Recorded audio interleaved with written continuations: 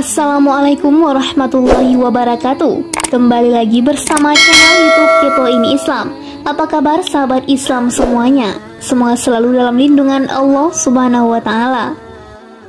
Telah kami sebutkan sebelumnya, Bani Israel menarik diri untuk memerangi orang-orang kejam. Allah menghukum mereka dengan menimpakan kebingungan tak tentu arah. Allah memutuskan mereka tidak keluar dari situasi tersebut selama 40 tahun. Ibnu Katsir tidak menemukan kisah Bani Israel menarik diri untuk memerangi orang-orang kejam dalam kitab ahli kitab. Hanya saja di sana disebutkan Yusha dipersiapkan Musa untuk memerangi sekelompok orang-orang kafir. Musa, Harun, dan Khaur duduk di atas puncak gunung. Musa mengangkat tongkat. Setiap kali Musa mengangkat tongkat, Yusha meraih kemenangan atas orang-orang kafir. Dan saat tangan Musa merebah ke bawah karena letih atau semacamnya, orang-orang kafir mengalahkan Yusha dan pasukannya. Harun dan Khaur kemudian memegangi tangan Musa dari sisi kanan dan kiri pada hari itu hingga matahari terbenam. Akhirnya pasukan Yusha meraih kemenangan. Disebutkan dalam kitab mereka, Yasrun, dukun negeri Madian sekaligus mertua Musa, mendengar berita tentang Musa dan kemenangan yang diberikan Allah padanya atas musuhnya Fir'aun. Ia kemudian datang menemui Musa dalam keadaan masuk Islam bersama putrinya, Shafur, istri Musa, dan kedua anak Shafur dari Musa, Jarshun dan Azar. Musa menyambut kedatangan Yasrun dan memuliakannya. Para sesepuh Bani Israel berkumpul dengannya. Mereka memuliakan dan mengagungkannya. Ahli kitab menyebutkan, Yasrun sering melihat Bani Israel berkumpul bersama Musa, membahas pertikaian dan sengketa yang terjadi di antara mereka. Yasrun kemudian menyarankan Musa untuk menunjuk sejumlah orang terpercaya, bertakwa, menjaga diri, membenci suap dan pengkhianatan. Mereka selanjutnya ditunjuk untuk memimpin ribuan, ratusan, 50-an, dan puluhan orang, lalu memutuskan perkara di antara mereka. Saat mereka mengalami kesulitan, mereka bisa menemuimu, lalu kau putuskan perkara rumit yang mereka hadapi. Musa kemudian menerapkan saran itu. Mereka juga menyebutkan, Bani Israel memasuki daratan di dekat Sinai pada bulan ketiga selepas keluar dari Mesir. Mereka pergi meninggalkan Mesir pada awal tahun yang diberlakukan bagi mereka, tepatnya mulai dari awal musim semi. Mereka sepertinya tertimpa kebingungan tak tentu arah pada awal musim panas. Mereka menuturkan, Bani Israel singgah di sekitar Tursina. Musa naik ke atas gunung, lalu Rob berbicara padanya, memerintahkannya untuk mengingatkan Bani Israel akan beragam nikmat yang Allah anugerahkan kepada mereka, seperti Allah menyelamatkan mereka dari kekuasaan Fir'aun dan kaumnya. Allah membawa mereka keluar dari tangan dan genggaman Fir'aun layaknya dibawa terbang di atas dua sayap burung nasar. Allah memerintahkan Musa agar memerintahkan Bani Israel untuk membersihkan diri, mandi, mencuci pakaian, dan mempersiapkan diri untuk hari ketiga. Setelah hari ketiga tiba, mereka harus berkumpul di sekitar gunung, dan jangan sampai ada seorang pun mendekati Musa. Siapa yang mendekat pasti mati, bahkan meski hewan sekalipun, selama mereka masih mendengar suara tiupan sangkakala. Setelah suara sangkakala berhenti, mereka boleh naik gunung menghampiri Musa. Bani Israel mendengar perintah itu. Mereka menurut, lalu mandi, membersihkan diri, dan mengenakan wewangian. Saat hari ketiga tiba, awan besar menaungi gunung. Di dalam awan itu terdapat suara-suara, gemuruh halilintar, dan suara sangkakala yang terdengar keras sekali. Bani Israel ketakutan. Mereka keluar dan menanti di lereng gunung. Gunung diliputi asap tebal. Di tengah-tengahnya ada semacam tiang cahaya. Hingga gunung berguncang hebat. Suara sangkakala terus terdengar saat Musa berada di puncak gunung. Kalau Allah berbicara dan berbisik padanya. Allah kemudian memerintahkan Musa turun. Musa turun lalu memerintahkan Bani Israel agar mendekat ke gunung untuk mendengar perintah Allah. Musa memerintahkan para pendeta, mereka adalah ulama Bani Israel, untuk mendekat lalu naik gunung agar lebih dekat. Penjelasan kitab mereka ini menunjukkan adanya nas. Musa kemudian berkata, Ya Rob, mereka tidak bisa naik karena kau telah melarang mereka untuk naik sebelumnya.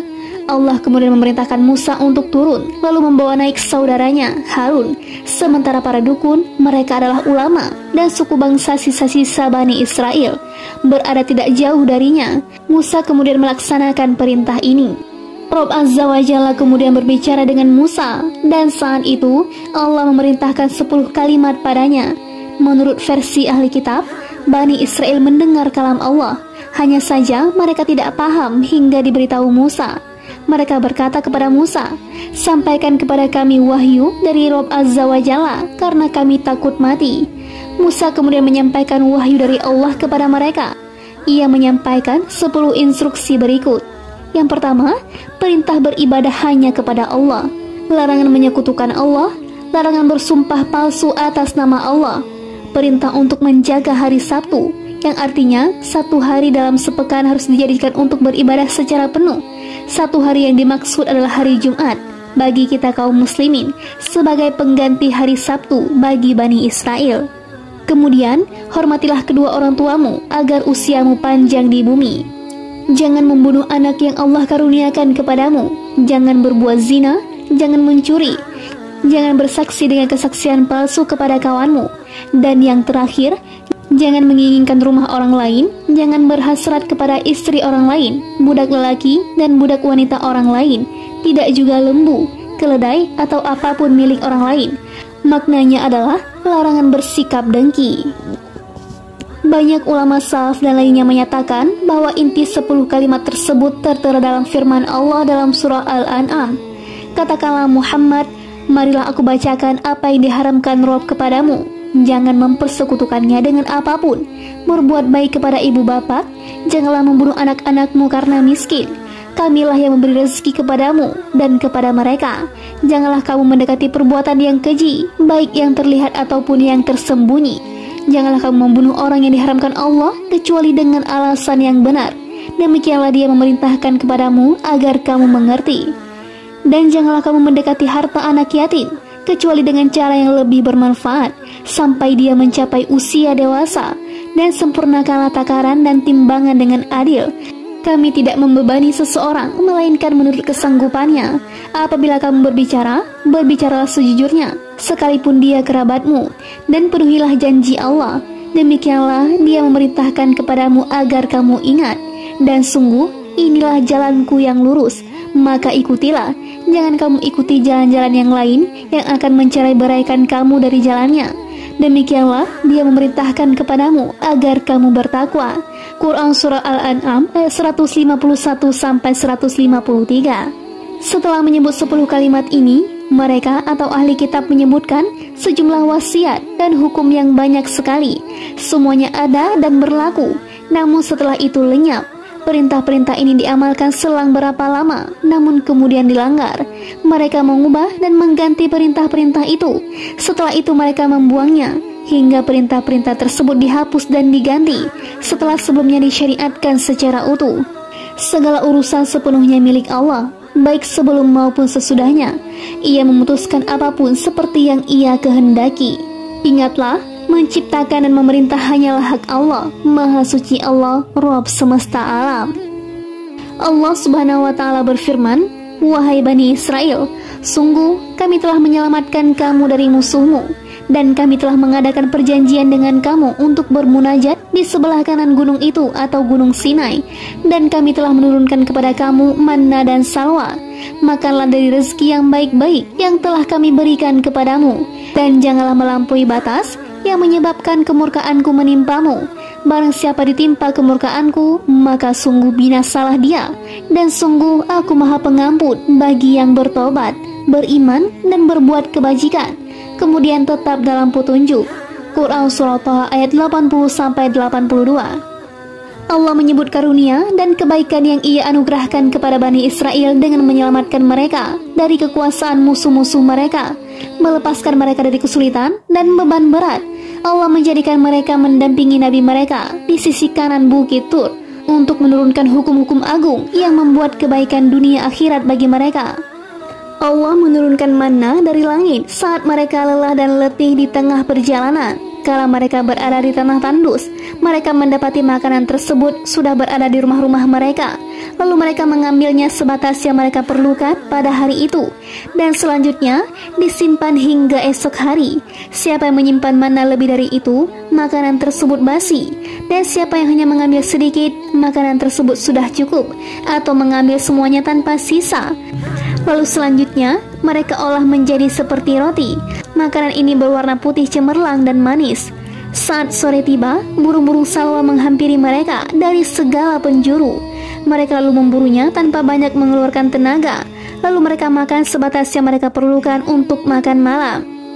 Allah menyebut nikmat dan kebaikan yang Ia berikan kepada mereka yang membuat mereka senang, seperti manna dan salwa, dua makanan lezat yang mereka dapatkan tanpa susah payah ataupun memerlukan tenaga.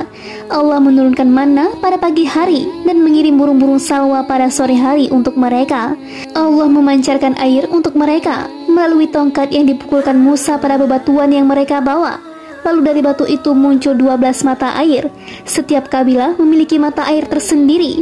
Mata air yang memancarkan air tawar. Mereka mengambil air itu untuk keperluan minum, juga untuk mereka berikan pada hewan-hewan. Dan mereka simpan air itu secukupnya. Allah juga memberikan naungan awan untuk mereka dari teriknya matahari. Itu semua merupakan nikmat agung dan karunia besar dari Allah. Sayangnya mereka tidak bisa menjaganya dengan baik. Mereka juga tidak mau bersyukur dan beribadah dengan benar atas segala karunia yang diberikan. Banyak di antara mereka berkeluh kesah dan merasa bosan. Mereka meminta yang lain, meminta apa yang ditumbuhkan bumi, seperti sayur mayur, mentimun, bawang putih, kacang adas, dan bawang merah. Musa Al-Kalim kemudian mencela dan menegur mereka dengan keras karena mengucapkan kata-kata itu. Musa berkata, "Apakah kamu minta sesuatu yang buruk sebagai ganti dari sesuatu yang baik? Pergilah ke suatu kota, pasti kamu akan memperoleh apa yang kamu minta, yaitu makanan yang kalian minta sebagai pengganti nikmat yang kalian dapatkan. Semua itu bisa didapatkan oleh penduduk seluruh kota, kecil ataupun besar. Jika kalian turun ke tingkatan yang tidak patut bagi kalian itu, kalian akan menemukan segala makanan seperti yang kalian katakan itu, makanan-makanan duniawi dan jelek kualitasnya. Aku tidak akan mengabulkan permintaan kalian itu di tempat ini." Semua tindakan dan sikap yang mereka lakukan menunjukkan bahwa mereka tidak berhenti melakukan hal-hal yang dilarang. Seperti yang Allah sampaikan, dan janganlah melampaui batas yang menyebabkan kemurkaanku menimpamu. Barang siapa ditimpa kemurkaanku, maka sungguh binasalah dia. Quran Surah Taha ayat 81, yaitu binasalah dia, dan demi Allah, ia memang pantas untuk binasa dan hancur. Allah Subhanahu wa Ta'ala berfirman, "Dan kami telah menjanjikan kepada Musa atau memberikan Taurat 30 malam, dan kami sempurnakan jumlah malam itu dengan 10 malam lagi, maka sempurnalah waktu yang telah ditentukan Tuhannya 40 malam. Dan Musa berkata kepada saudaranya, yaitu Harun, "Gantikanlah aku dalam memimpin kaumku, dan perbaikilah dirimu dan kaummu, dan janganlah engkau mengikuti jalan orang-orang yang berbuat kerusakan." Dan ketika Musa datang untuk munajat pada waktu yang telah kami tentukan, dan Rob telah berfirman langsung kepadanya, Musa berkata, "Ya Robku, tampakkanlah dirimu kepadaku agar aku dapat melihat engkau." Allah berfirman, "Engkau tidak akan sanggup melihatku. Namun, lihatlah ke gunung itu. Jika ia tetap di tempatnya sebagai sedia kala, niscaya engkau dapat melihatku."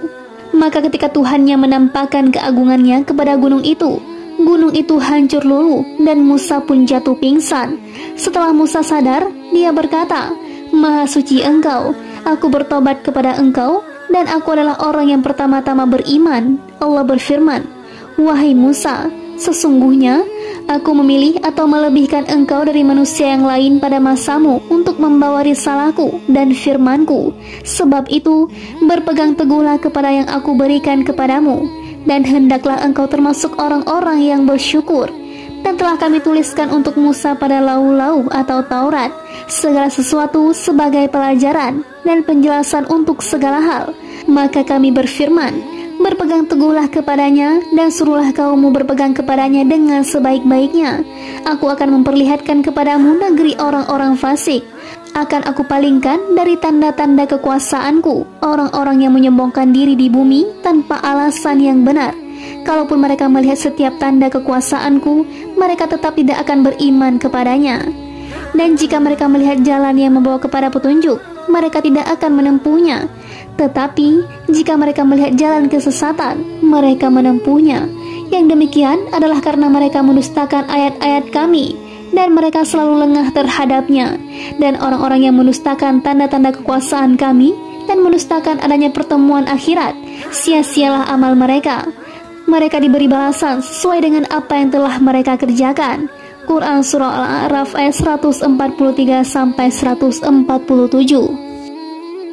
Sejumlah ulama salaf, diantaranya Ibnu Abbas, Masruq dan Mujahid mengatakan, 30 malam yang dimaksud adalah bulan Zulqa'dah secara keseluruhan, dan 10 malam pertama bulan Zulhijjah, sehingga jumlah keseluruhannya 40 malam.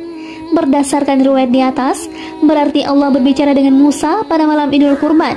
Pada hari yang sama, Allah menyempurnakan agama Muhammad SAW. Allah tegakkan hujah dan bukti-bukti nyatanya. Intinya, saat Musa telah memenuhi batas waktu yang telah ditentukan, selama itu Musa berpuasa. Ada yang menyebutkan Musa tidak memiliki nafsu makan selama itu. Setelah genap sebulan, Musa memungut kulit pepohonan, lalu ia kunyah untuk menghilangkan bau mulut. Setelah itu, Allah memerintahkan Musa untuk bertahan 10 hari lagi, hingga menjadi 40 hari.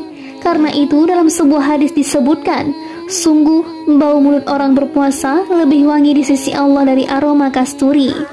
Setelah bertekad untuk pergi, Musa menunjuk saudaranya Harun untuk memimpin Bani Israel menggantikan tugasnya. Harun adalah saudara sekandung Musa, sekaligus pembantu dalam berdakwah menuju Allah Subhanahu wa Ta'ala yang telah memilihnya. Musa kemudian menyampaikan wasiat dan perintah kepadanya. Kedudukan tinggi yang dimiliki Harun ini tidak menafikan statusnya sebagai seorang nabi. Allah Subhanahu wa Ta'ala berfirman, dan ketika Musa datang untuk munajat pada waktu yang telah Kami tentukan, yaitu pada waktu yang diperintahkan untuk datang, dan Rob telah berfirman langsung kepadanya, yaitu Allah berbicara dengan Musa dari balik tabir. Allah memperdengarkan kata-kata kepada Musa. Allah memanggil, berbisik dan mendekatkan Musa kepadanya. Ini adalah kedudukan tinggi, benteng kokoh dan pangkat mulia. Semoga rahmat selalu berlimpah kepadanya di dunia dan di akhirat.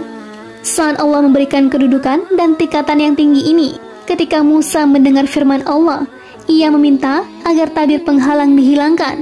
Musa berkata kepada Yang Maha Agung yang tidak dapat dicapai oleh pandangan mata makhluk di dunia, "Ya Robku, tampakkanlah dirimu kepadaku, agar aku dapat melihat engkau." Allah kemudian menjelaskan bahwa ia tidak akan sanggup bertahan saat Allah menampakkan diri padanya, karena gunung yang jauh lebih kuat, lebih besar, dan lebih teguh dari manusia tidak sanggup bertahan saat Allah menampakkan diri padanya. Karena itu Allah Subhanahu wa Ta'ala berfirman, "Namun, lihatlah ke gunung itu, jika ia tetap di tempatnya seperti sedia kala, niscaya engkau dapat melihatku." Disebutkan dalam kitab-kitab kuno, Allah berfirman kepada Musa, "Sungguh, tidaklah ada makhluk hidup yang melihatku, melainkan ia pasti mati. Dan tidaklah ada benda kering saat aku menampakkan diri di hadapannya, melainkan ia pasti tergelincir." Disebutkan dalam kitab Sahihain dari Abu Musa, dari Rasulullah SAW, beliau bersabda, "Hijabnya adalah cahaya." Riwayat lain, api. Andai ia menyingkapnya, kesucian-kesucian wajahnya membakar seluruh makhluk sejauh pandangannya. Ibnu Abbas berkata terkait firman Allah, "Dia tidak dapat dicapai oleh penglihatan mata. Itulah cahayanya, yang jika ia menampakkan diri pada sesuatu, tidak akan ada apapun yang bisa tegak berdiri di hadapannya." Karena itu Allah berfirman, maka ketika Tuhannya menampakkan kepada gunung itu hancur luluh, dan Musa pun jatuh pingsan. Setelah Musa sadar, dia berkata, "Maha suci engkau, aku bertobat kepada engkau, dan aku adalah orang pertama-tama beriman." Mujahid berkata, "Namun, lihatlah ke gunung itu, jika ia tetap di tempatnya seperti sedia kala, niscaya engkau dapat melihatku, karena ia lebih besar dan lebih kuat darimu." Maka ketika Tuhannya menampakkan keagungannya kepada gunung itu, Musa kemudian melihat gunung itu. Gunung tidak kuasa dan langsung hancur luluh. Saat melihat gunung tersebut hancur, Musa jatuh pingsan. Telah disebutkan oleh Ibnu Katsir dalam kitab tafsir, riwayat Imam Ahmad dan At-Tirmizi, disahihkan Ibnu Jarir dan Hakim dari jalur Hammad bin Salama, dari Thabit, Ibnu Jarir dan Laits menambahkan dari Anas bahwa Rasulullah SAW membaca, Maka ketika Tuhannya menampakkan keagungannya kepada gunung itu hancur luluh. Beliau berisyarat dengan jari-jari seperti ini. Nabi SAW meletakkan jari jempol di atas lekukan jari kelingking. Gunung tersebut hancur luluh. Lafal hadis ini milik Ibnu Jarir. As-Suddi meriwayatkan dari Ikrimah, dari Ibnu Abbas, keagungan yang Allah perlihatkan hanya sedikit sekali, hanya seukuran jari kelingking. Namun itu sudah bisa membuat gunung hancur luluh. Ibnu Abbas mengatakan, dakkan yaitu menjadi tanah, dan Musa pun jatuh pingsan, yaitu pingsan. Qatadah menyebut mati. Yang benar adalah makna pertama, berdasarkan firman-Nya, setelah Musa sadar tidak lain adalah bangun dari pingsan. Dia berkata, Maha suci Engkau, memasucikan dan mengagungkan Allah jika keagungannya bisa dilihat seorang makhluk. Aku bertobat kepada Engkau, yaitu aku tidak akan lagi memohon untuk melihatmu setelah ini. Dan aku adalah orang yang pertama-tama beriman, yaitu tak seorang makhluk hidup pun melihatmu, melainkan pasti mati. Dan tidaklah ada sesuatu yang kering saat Allah menampakkan diri di hadapannya, melainkan ia pasti tergelincir. Disebutkan dalam kitab Sahihain dari jalur Amr bin Yahya bin Umarah bin Abu Hasan al-Mazi al-Ansari, dari ayahnya, dari Abu Sa'id al-Khudri. Ia berkata, Rasulullah SAW bersabda, janganlah kalian melebih-lebihkan aku di antara para nabi, karena seluruh manusia pingsan pada hari kiamat. Lalu akulah orang pertama yang sadar. Lalu tiba-tiba aku melihat Musa berpegangan pada salah satu kaki Arash. Aku tidak tahu apakah dia sadar sebelumku ataukah ia tidak pingsan, sebagai balasan karena dulu sudah pernah pingsan di Gunung Tur. Kata-kata Nabi ini diucapkan sebagai bentuk sikap rendah hati atau melebih-lebihkan beliau di antara para nabi karena marah dan fanatisme. Atau maksudnya adalah, ini bukan urusan kalian, tapi Allah jua yang mengangkat derajat sebagian nabi di atas yang lain. Ini tidak bisa didasarkan pada pendapat, harus mengacu pada dalil.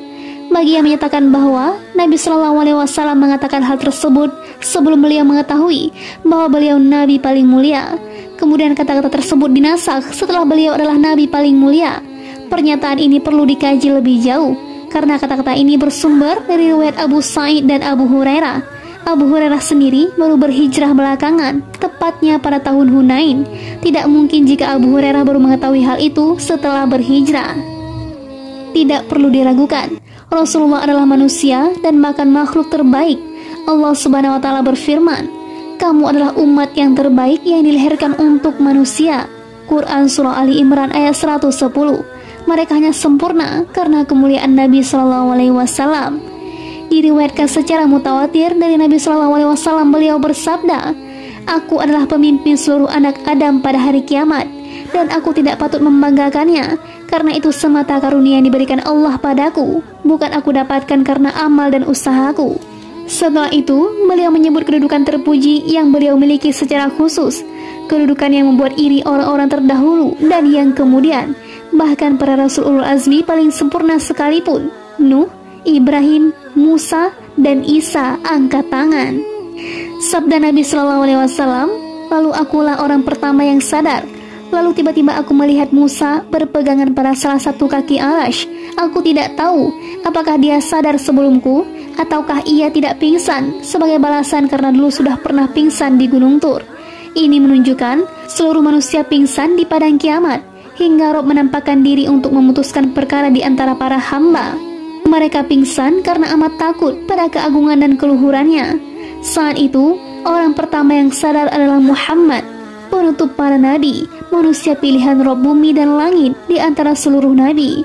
Saat itu, beliau mendapati Musa tengah berpegangan pada kaki Arash. Beliau mengatakan, aku tidak tahu apakah dia sadar sebelumku, yaitu Musa tidak sadarkan diri sesaat, karena dulu di dunia Musa sudah pernah pingsan, ataukah ia tidak pingsan, sebagai balasan karena dulu sudah pernah pingsan di Gunung Tur, yaitu Musa sama sekali tidak pingsan. Ini menunjukkan kemuliaan besar Nabi Musa dari sisi ini, namun bukan berarti menunjukkan kemuliaan secara mutlak dari semua sisi. Karena itu Nabi SAW mengingatkan kemuliaan dan kelebihan yang dimiliki Musa dengan sifat seperti itu. Karena ketika seorang muslim menampar wajah seorang Yahudi kala berkata, tidak, demi zat yang memilih melebihkan Musa di atas seluruh manusia, Mungkin di benak orang-orang yang ada saat peristiwa pertikaian antara seorang muslim dengan orang Yahudi tersebut terjadi sedikit meremehkan Musa. Karena itulah Nabi SAW menjelaskan keutamaan dan kemuliaan Nabi Musa. Firman-Nya, Allah Subhanahu wa taala berfirman, "Wahai Musa, sesungguhnya aku memilih melebihkan engkau dari manusia yang lain pada masamu untuk membawa risalahku dan firmanku." Yaitu Allah melebihkan Musa di antara semua manusia pada zaman itu, bukan sebelumnya, karena Ibrahim lebih mulia dari Musa. Seperti telah disebutkan dalam kisah Ibrahim sebelumnya, juga tidak setelahnya, karena Muhammad SAW lebih mulia dari Musa. Seperti yang terlihat pada malam Isra, beliau paling mulia di antara seluruh rasul dan nabi. Dan seperti disebutkan dalam sabda beliau, "Aku akan menempati suatu kedudukan yang diinginkan oleh seluruh manusia, bahkan Ibrahim sekalipun." Allah Subhanahu wa taala berfirman, "Dan telah kami tuliskan untuk Musa pada lau-lau atau Taurat segala sesuatu sebagai pelajaran dan penjelasan untuk segala hal. Lembaran-lembaran tersebut terbuat dari batu berharga." Disebutkan dalam kitab Sahih, Allah menulis kitab Taurat untuk Musa dengan tangannya. Di dalamnya terdapat nasihat-nasihat agar menjauhi segala dosa, penjelasan untuk segala yang halal dan haram yang mereka perlukan. Wallahu a'lam.